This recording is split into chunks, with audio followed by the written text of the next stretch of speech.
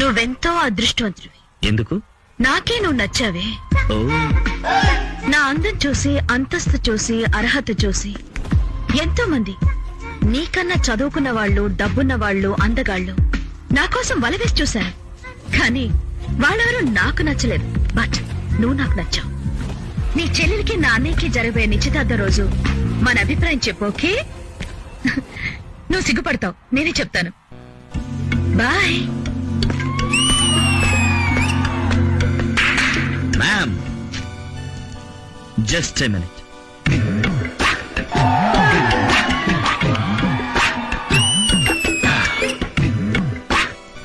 మీ ఇష్టాన్ని చెప్పారు, నా ఇష్టాన్ని వెళ్ళలేదు.